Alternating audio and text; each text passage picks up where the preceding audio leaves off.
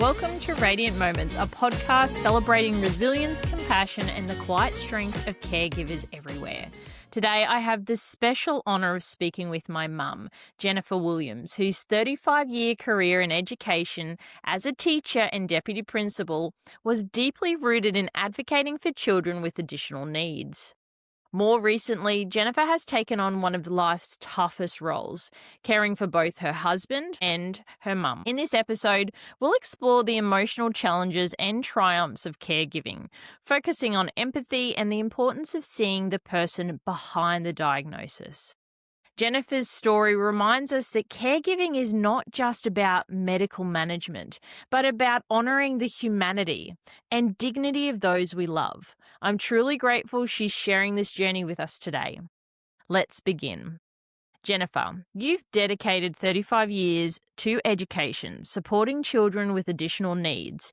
How did this shape your outlook on caregiving and advocacy? Well, I guess it shapes it all, really. Working in education has been a wonderful gift to me. And what I know and understand is that it's a bit of a cliche, but it takes a village to raise a child. And that mantra connects very beautifully to caring for loved ones in whatever frame that might be. Most importantly, what that tells me and what I know is that the person that you're looking after, caring for, educating, supporting, they have to be in the center. And every decision made is focused on what is best for that child, adult, teenager. If we're going to be supporting children and caring for people with needs, then we have to look at that person from a whole picture view. It's not only about the area where they're struggling or the area where they're not well in. It's about looking at every element of that person. Yeah. It's about looking at the physical, the social, the emotional, and the cognitive growth and development and assistance across all of those areas. And some of those areas, there'll be strengths and weaknesses in both. Some where they'll be enormously strong and others where they'll have almost no development at all. And that frame of looking at the child as a whole and building and working on strengths and weaknesses together within a situation where you're working with, because of course every person in that team, whether that be a medical practitioner or an educator, whether it's mum and dad or grandma in my case, or wife, each of those people brings to that team effort skills, abilities, capabilities, and knowledges and understandings of the child or the adult or the teenager. And the other thing I think that really stands out for me is the parents. They are the people who know that child, that adult, or the family member that's supporting. They're the ones with the most knowledge and capability and understanding of that person that we're looking after. So their wisdom, their observations, they're critical to that ongoing work around a clear, structured plan, not only for the things that they can't do, because obviously that's what we're working on, but also around all of the things that give them joy and fun in everyday life as well, because they're the things that you can work through to help the areas where they're perhaps not doing as well. So your ethos for approaching care and also for supporting in your education journey was holistic wealth and holistic health. So wealth is in your emotional, psychological, cognitive, behavioral aspects, not just, oh, we're here to learn math, science, English, and physical education. It's actually taking the approach that this person is 5% education, 40% giggles and laughter, and having a approach where it's not tunneled vision and you're only focusing on that. It's a fantastic ethos to have, especially when approaching little ones, because everyone is unique and no one allergy is the same as the other, and no one cognitive disability is the same as another. So it's really refreshing to hear from an education point of view. From my experience as a carer, there are not a lot of teachers where they start from there. And you find as a parent with a child who has extra special needs or superpowers, depending on how you view it, that you have to educate the educator in order to receive that level of support and care. So thank you very much for sharing that. May I add that everyone within that team, we all have to be, everyone has to be working towards the same end. So whatever the longer term goals are, and then whatever the short term goals for improvement in whatever area it is that we're working on, that everyone who's in that team, whether that be allied health professionals or, psychologists or psychiatrists or physios, or we're talking about speech language pathologists, pediatricians, and so on, Mm, mums and dads and support workers, everyone needs to be working towards the same agreed goals. yes. So true. If everybody has a different set of goals or they're not communicating and everyone is working on the same thing, but it's not cohesive, the results won't be there and we'll be Mm. stuck in the same loop working on the same thing. And so Mm. you're very true. Everyone has to have an idea of who's working on what, where are the areas that are missing that other areas can support and grow. That is very, very true. I agree with that wholeheartedly. And everyone is gathering information, Mm, what they see, what they know, what they hear, what's missing, what mm. don't they know. So all of those people that are working together are feeding into with that wealth of knowledge as a team. Yes, yes. And sometimes it's really hard to get everybody on board as a team. And even when you look at a meeting, when you have to organize and parent has to attend, and then some people have to be in via Zoom, some people have to be on the phone, and it's a massive undertaking to get that achieved. But when it is, the magic that occurs for the person that you're caring for, whether in the education setting or in a medical setting, is worlds apart from the disconnected that generally happens unless a parent is like, "Excuse me, this Yeah. needs to be And sorted." let's face it, those meetings are not easy to organize and to coordinate because everyone in that frame, their workload is enormous. Mums, dads as well. Don't forget, everyone has a full and busy life. So those collegial meetings where everyone's working together, they are priceless and they're so valuable and they must happen. So that time that's given to that must be it has to be valued, focused, everyone working towards building that next, because that'll be about replanning, reviewing what's been achieved, understanding what hasn't been, and then everyone working together to set the next steps, even if they're only tiny, like picking up a cup. That still is worth an enormous celebration because that little piece of the puzzle has been achieved. Good job, well done, everyone. We move on to the next thing. So that collegial direction altogether keeps that unity and agreement about what are the most important things for this person at this moment within their area of needs, strengths and weaknesses. Yes. Agree with you 100%.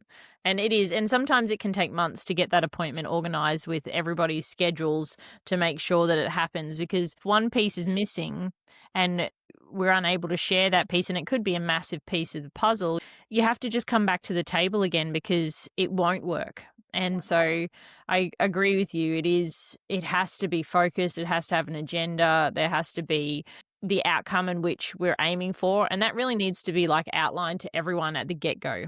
By the end of this meeting, we want da da da da da. Da. And that way, by the end of it, you feel accomplished, because there's been times where you're a part of a meeting and you get nowhere. Absolutely nowhere. No one's on the same page. We're not aiming for the same goal because we don't know what the outcome is. And that's a learning curve for anybody in holistic meetings with multiple different levels of Mm. professionals. And what you said earlier about the parent or the person who's caring for the adult or the child, knowing that person best, most appointments are 15 minutes. When you see a medical professional or you're interacting with someone, unless you're seeing them for therapy, but that therapy is very specific on one task in that period of time using all different types of strategies and tools. So everybody else is like pigeonholed into spaces, whereas the parents or the carer, they deal with every aspect, every medical professional at the table, every educator, every person of the team. But they're the ones that see the impact. They see what happens when the child is dysregulated and all of those different things that go on. It's really important to empower carers as well to run the meeting so that they are making sure that all of the things that they already know, they're able to direct and they're able to get the outcome that they need at the end for the loved one. So thank you very much for that. I wanted to ask, can you share your transition from education to becoming a carer and what surprised you the most about this new role that you took on? I guess that depends on how you look at it, but I would say I was in an enviable position because my support for my husband and also eventually for my mum, that all happened or started to happen while I was still working in education. And what I understood was that both my job and my role of caring, and that was also supporting you, Shell, and my beautiful grandchildren as they came along with their needs, that became enormous for me. And what I understood was I didn't believe that I could give everything to all of those roles and continue to be standing up. What I learned was I couldn't do all of those things. I couldn't have a full time, high end, highly responsible job and do a great job in caring and looking after supporting you and the grandies, looking after caring for Pete, and then, of course, dipping in and out with my mum because I wasn't the only person who was caring for my mum. I Yes. have siblings who are also helping there. So Mm. it just became too much in the end. And what I understood was that my family needed me. And so I said goodbye to the thing that I love, one of the things that I loved, which was my job as Mm. an educator. Wasn't an easy decision to make, but it was the right decision for me. And all of that learning and understanding and the frame processes and protocols involved with education, they really set me up and put me in a very good position to be at times a leader in a team or in a support role in whatever way I needed to be. So for my husband, I guess you would say collaboratively and cooperatively working together. And also with my mum, because we have three other siblings as well. My mum on her own, my dad had passed away.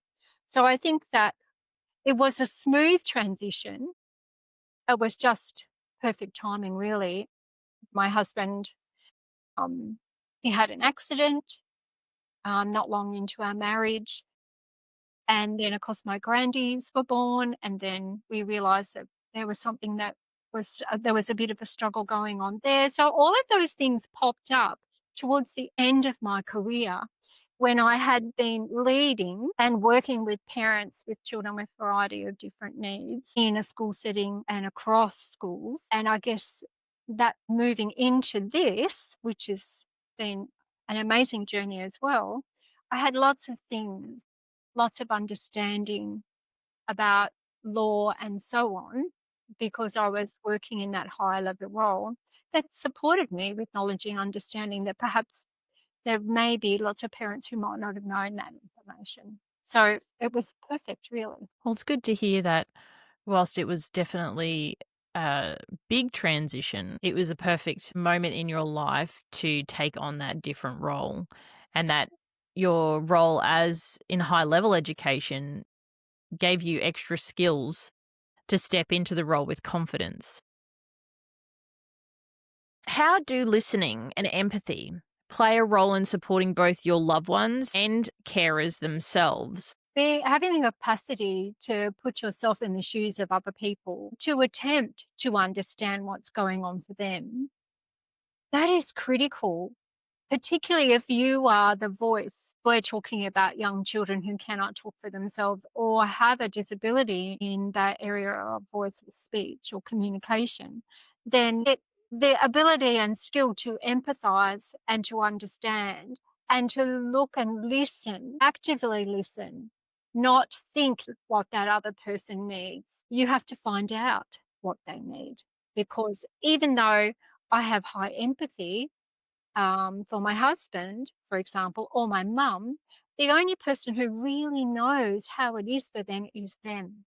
Even though I'm sure somebody asked me, I could tell you someone about all the things that my husband needs, but truthfully, I have no idea, really. I had some idea, but I'm not living it. It's not my life.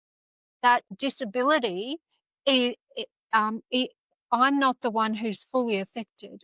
I'm partially impacted because I'm caring and supporting and living, and there's certainly adjustments that I have to make, but I can tell you, my husband has to make a lot more than I do. So I think those two things are critical. Just like we have to have empathy for the allied health people that we're working with and the medical practitioners, because everyone is doing the very best they can. And we have to try to understand. And I would layer in also the importance of perspective.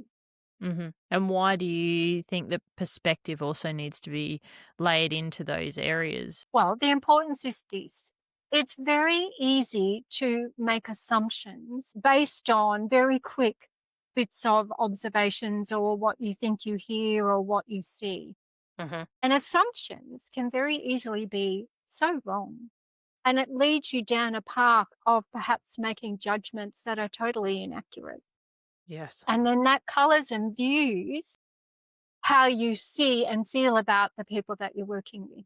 So one of the mantras that's very important to me is seek first to understand. Do not go to this person doesn't want to hear me, because they might have started the conversation with a voice that sounded a little terse. But what you don't know is what's happened that person prior in their day. And maybe they haven't even had a lunch break yet. Yeah. That's just a very small example, but seek first to understand.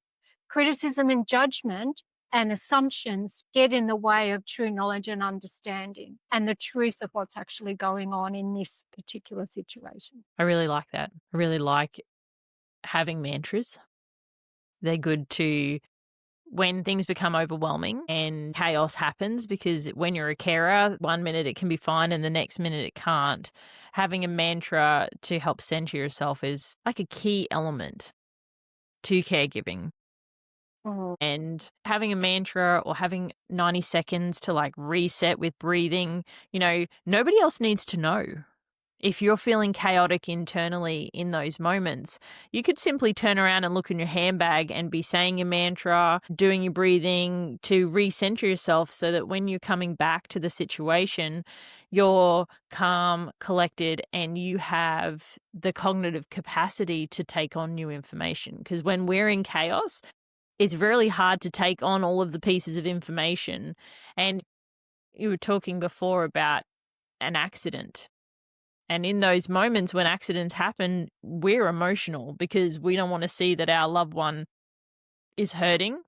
We don't want them to it's the unknown when those things happen. And so having your mantras, using your breathing techniques and your calm down moments are really vital in those moments. Or calling in a buddy, somebody who is outside of the situation, who can hear the information and then relay it once you feel more zen, is also another strategy for it. So thank you so much for sharing that mantra with us. What advice would you give carers to help them navigate the emotional ups and downs of caregiving? As a carer, often the person who gets put first, who is put first, is the person that you're caring for. Remembering to look after yourself is not always on the top of our list, because when is there time for that? That would be what we would say. Well, when can I fit that in? I've got this, and this to do. There's no time for that. I haven't got time to go for a walk. But the truth of it is, you must make time. Without you, all the building blocks fall over like a domino effect. Push the first one, you go down, everything else goes down. So giving love, self-love, taking time for yourself, no matter how hard it is to grab it, it has to be right on the top of your list, always. Even if it's only 2 minutes to sit in the corner with a cup of tea, close your eyes and take some really, really deep breaths. At least you had 2 minutes. And then if you give yourself 2 minutes later on in the day, and again, by the end of the day, you probably had 20 minutes just for Mm. you. It's about remembering how important you are. Yes. Love yourself. Give to yourself. Take time. Because if you get sick, you get a migraine, if you're not well, if you're so tired that you can't even think straight, that's not good for anybody. It's certainly not good for yourself. No, and your body doesn't like that anyway. No, you just go crashing, really. We don't want crashing because No, we need to be front and center every day. That's micro part moments of of, self-care. that's what a carer does. And hopefully we've factored in for ourselves. Remember I talked to you about the village? Mhm. Takes a village. Well, Yes. we need people who are just for us. Yes. People who say and put their hand up, and beautiful friends, loving friends, loving family, and they go, hit me, go and have a cup of tea. I'm coming in to do a load of washing for you today. It's those little things, and you go, thank you, bless you. These are Yes. these tiny little gifts. They're the things that keep you going. So the gifts you give to yourself and the gifts that other people give to you, even if it's only a small amount of time, you grab it, never say no. That's the other thing. You must give yourself permission to say, oh, yes, and please, and thank you, and be grateful for that gift because you deserve it.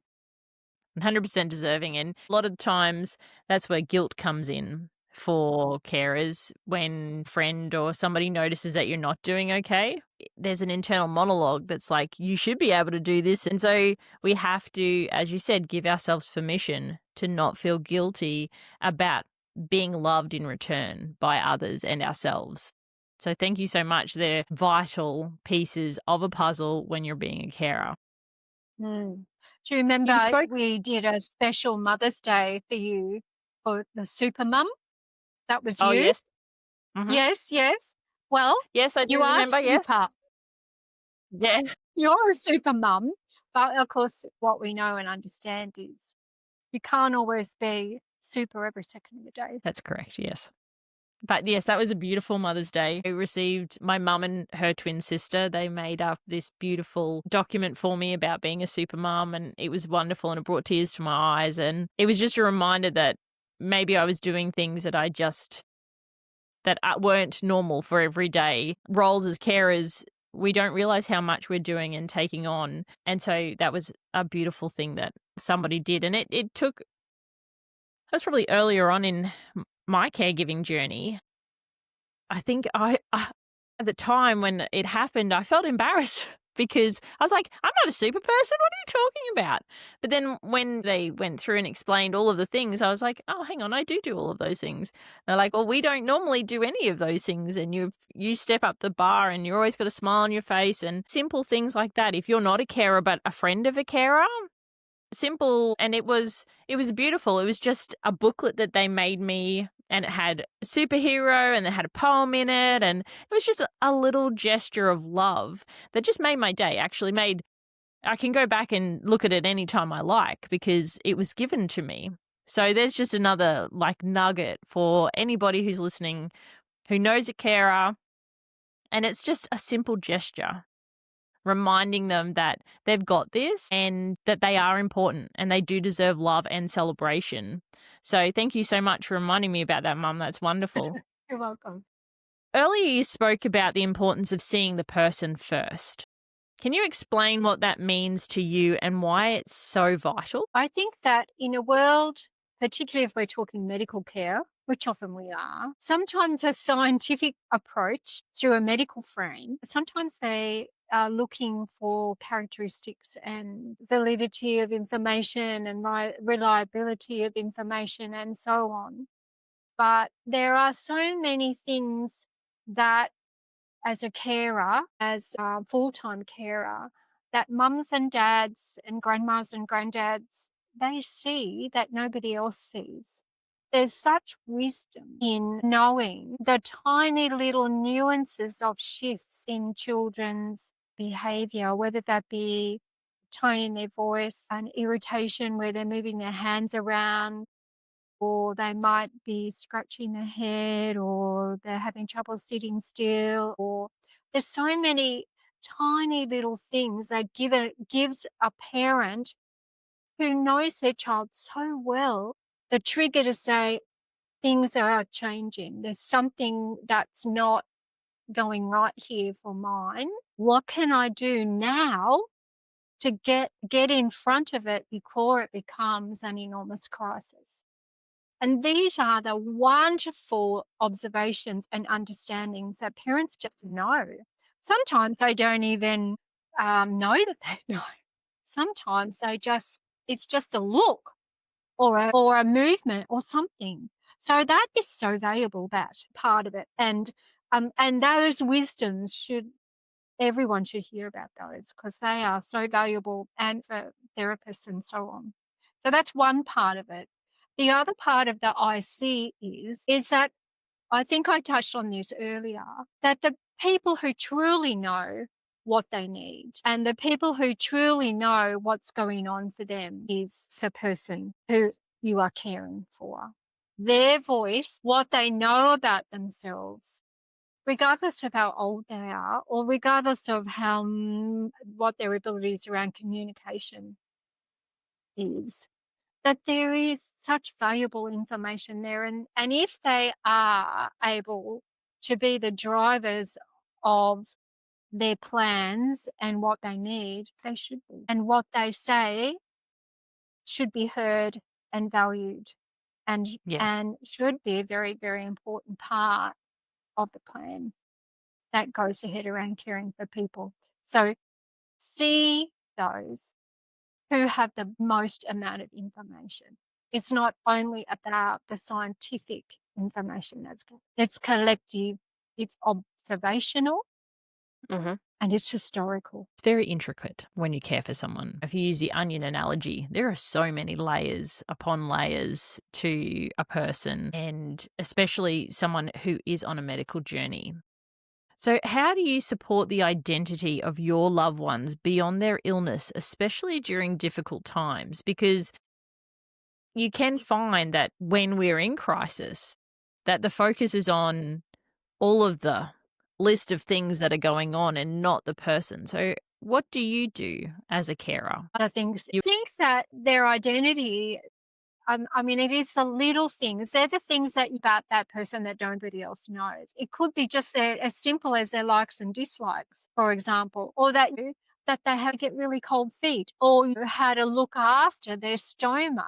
mm, And these are the things that they do in order to care for it. But if there's a crisis and they're not able to do it themselves, and of course, you can't be there 100% of the time in the hospital either, then that critical information needs to be handed on and then supported by medical practitioners. It's like bringing in, my husband likes crosswords, for example. I know he likes crosswords. He loves listening to his iPad and watching YouTube. He likes his foot gets really cold, so he needs really good warm socks and sometimes heat packs in order to keep his foot warm, and so on. So he loves a coffee. He loves a very crisp piece of toast as his second breakfast. Obviously, if he's very unwell, then a lot of those things are. But there are some just little things like bringing those in as enticers mm, while they're healing. And even if they don't have a bite of that yeah. favorite food or that special thing, it gives them comfort while you're not with them and so on. So I think that it's those little things that highlights the importance of who they are. They're not just a patient in a hospital Mm. or in emergency. You've got their back. You talk for them, with them, together. You hear and listen and you take on the information and you ask those questions on their behalf so that when they are able to hear it, you've got it all, the memory of what was said. You can find out what's not known. Sometimes when you're talking to doctors and things, this I know this is very medically Mm, framed, you don't think to ask a question in that moment at that time. And then you go, oh my goodness, I should have asked this. Well, that's my job. I yeah. make sure that I've got that recorded or I remember that for the next day that we talk to the medical practitioners and I make sure that that question is asked. So that's about empathy and value and identity. All of those elements are really important. And I think also, um, I've heard you say across my life that, Hope this is a good one, Shell. oh, it is. It's a good nugget of information is that the person is not their condition. No, they The are not. person, their holistic world is not their condition. And so part of that identity, when looking at it from a carer, it's about what their sense of humor is, what they find joy in, where their favorite things are like art or music or writing or, whatever it might be. That's Well, that's right. right. Their disability is not who they are. It's Yes. part of who they are, and it does make them enormously special in a whole variety of different ways, but it is not the total sum of who they are. Yes. And that's the nugget I feel is important to share as well. Caring is often like a team effort, and we've talked about this throughout our conversation. How have you found or built a support network during your journey caring for your husband and your mum? I guess it's family and friends, really. What I know and understand is that our family and our friends, they love us.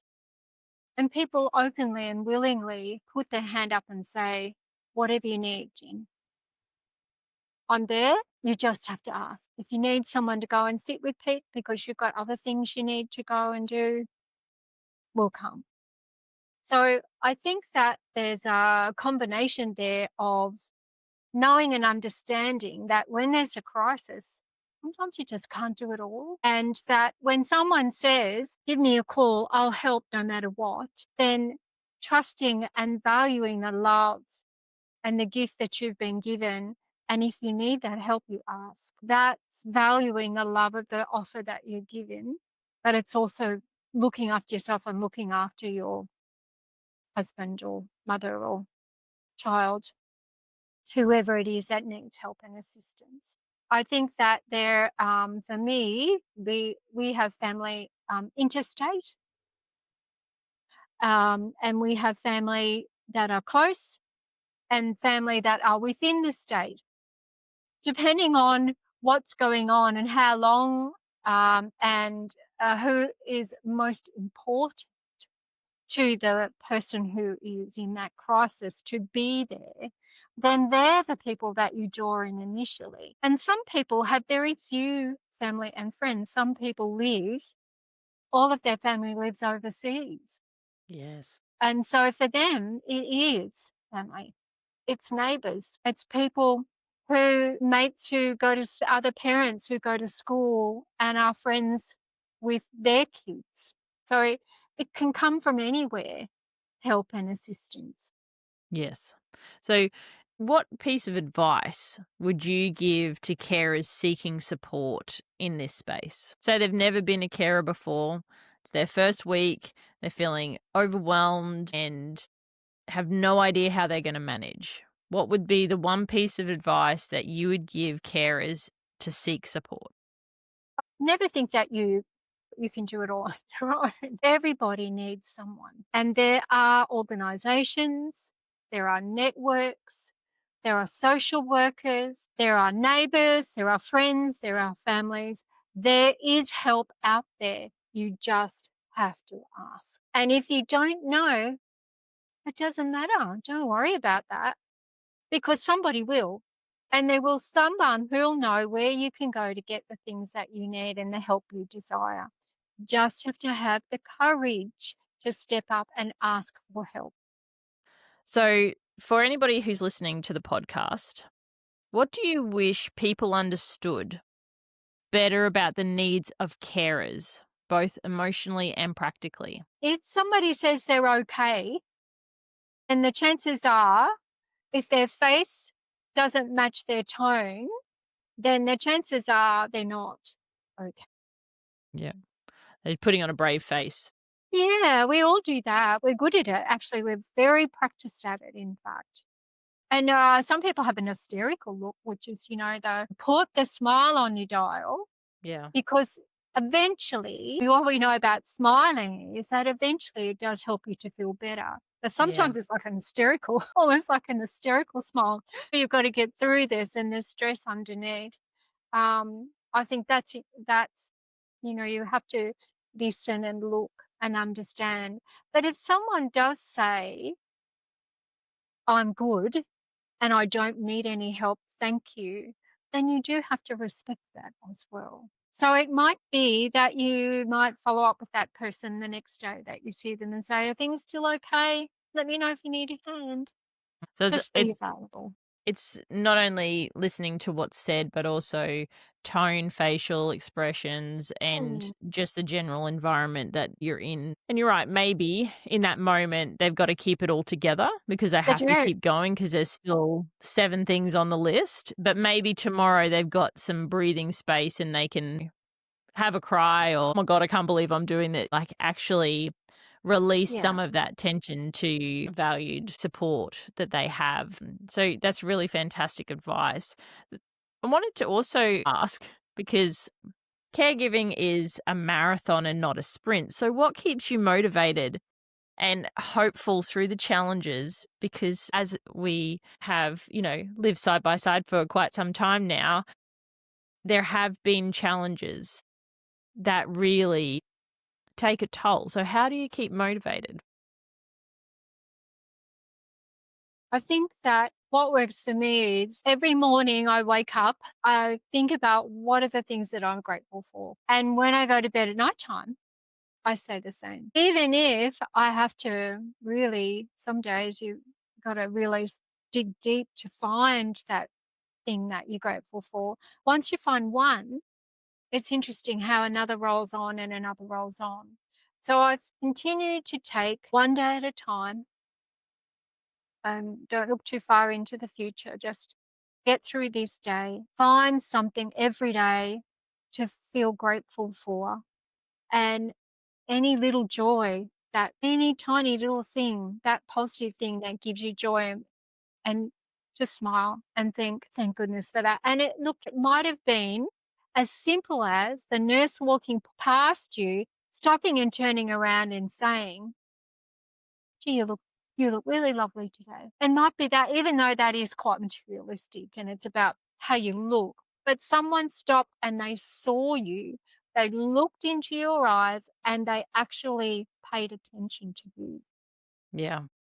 And that is such a gift, even for someone to say, hi, how you going? Can I just help you with that door? Or let me buy you a coffee. Even if it's for 5 minutes, I'll get it in a takeaway for you. So you've got a coffee to have while you're running to your next appointment. It's the Yeah. little things. And that it's almost like that. I think, are you okay day? Mm. We shouldn't just be doing that on one day On a year. occasion. Are you okay? Can I help? All right. Mm. Can I do that for you? Let me open the door. Can I push your trolley? Let me help you put your bags in that car. If you see someone walking along and trying to push the pram, let me help you.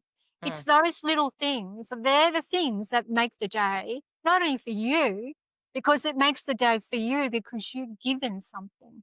And it Yeah. lifts your spirits as well, as it does to the person who you've given that gift to. Gratitude and the niceness.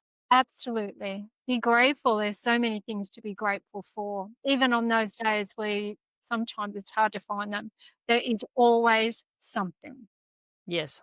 And it can be as simple as being grateful that you have the capacity to help another person, Correct. or that your loved one smiled at you. Even though it was a rough day, they winked at you or something. Can be as tiny as that. Or someone walked past you and smiled. I know. They are the gems, aren't they? You got to smile when at the time when your head is so in all Mm. those. things that have to be done, or the sadness that you heard that things aren't as good as what you were hoping they were going to be. Giving that smile, mostly, if you see it, you smile back, it gives you a lift. Yeah, it does. Endorphins. We like our good endorphin. We like Yeah, our good chemicals in our brain giving that's us a little it. bit of a That's boost. it. I agree. I wanted to say thank you so much, Mum and Jennifer, for sharing your heartfelt experience with us today. It's clear caregiving, despite its many challenges, is deeply rooted in love, resilience, and connection. To everyone listening, I hope this conversation encourages you to embrace empathy, always see the person behind the diagnosis, and seek out the support and self care you truly deserve. Remember, you're not alone on this journey. For resources and a supportive community, please visit jmbinspired.com. Until next time, take gentle care of yourselves and those you love.